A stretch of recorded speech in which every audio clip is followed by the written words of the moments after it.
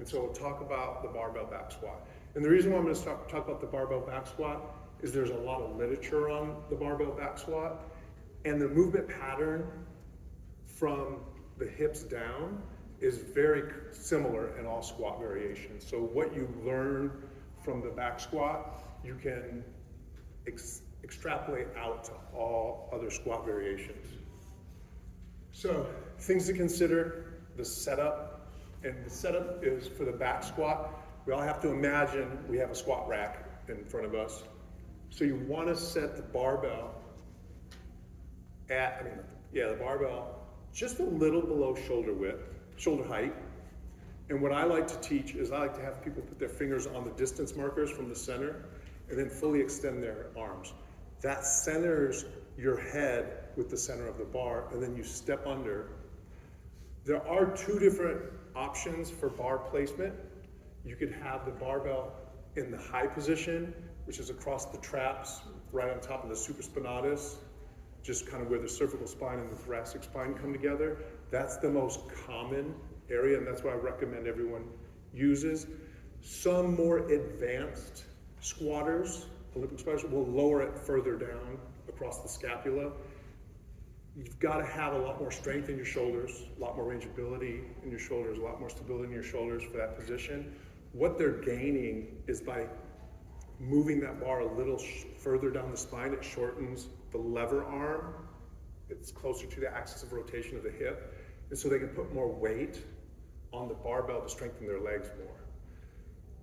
Not too many clients that we come across are going to fall in that category, so let's stick with the high bar position. Stance, the width of your stance should be at least shoulder width apart, slightly wider than shoulder width apart. There's a bunch of studies on that, and it doesn't really change the muscle engagement, going narrow to wide. But going a little wider than hip width gives your knees freedom of motion, your hips freedom of motion to get down into the squat. A lot of people don't have the mobility in the calves and the ankles to get to a full depth squat in a narrow squat position. Feet should be slightly turned out 10 to 20 degrees. The knees should translate forward. And there's debate over this. I know a lot of people debate they don't go over the toes. Some people think they do go over the toes. They should translate forward. And the knee should track towards the second toe. If everyone's biomechanics are different. So the length of your femur base on your tibia and the length of your torso, not everybody's going to hit the ideal positions. I'm going to talk about the ideal position. So if somebody's knees go slightly beyond their toes, that's okay. If somebody's knees don't get quite to their toes, that's okay. But they should be relatively close. A conscious effort to prevent the knees moving forward just results in more forward bend with the torso and increases stress on the lumbar spine and demand on the rectors. So I've seen this kind of squat where people somehow can keep their knees relatively close to over their heels. It seems like a Cirque du Soleil trick, but some people can kind of do it. But it's tougher on your back, it's tougher on your spine. So you want your knees to translate forward.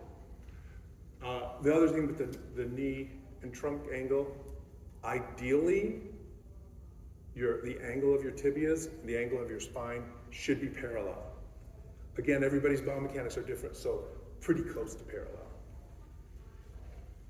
Hips should remain level, and when I say level, in relationship to the spine. So when you lean forward with your trunk, there should be a little anterior tilt, but the relationship between the pelvis and the spine should not change. There shouldn't be additional anterior tilt or any posterior tilt occurring, because that's going to change the shape of the lumbar spine. The spine, you want to maintain the natural curves of the spine throughout the range of motion. And also the pelvis should not tilt side to side. It should stay level throughout the whole motion. Head position should be forward, and gaze should be forward or slightly up. If you think about it, if your head is forward and your cervical spine is still, at the bottom of the squat, Your gaze should probably be about where the floor and the wall come together. If you're looking up there, your gaze is highly up. Squat depth, there's debate over this as well, should go at least to parallel. If you don't get to parallel, you're not getting the glute engagement that you want to get out of the squat. It becomes more of a quadricep dominant squat. So at least to parallel. There's no evidence in any of the research that going beyond parallel is damaging to the knees. So I think, what is it, AGT?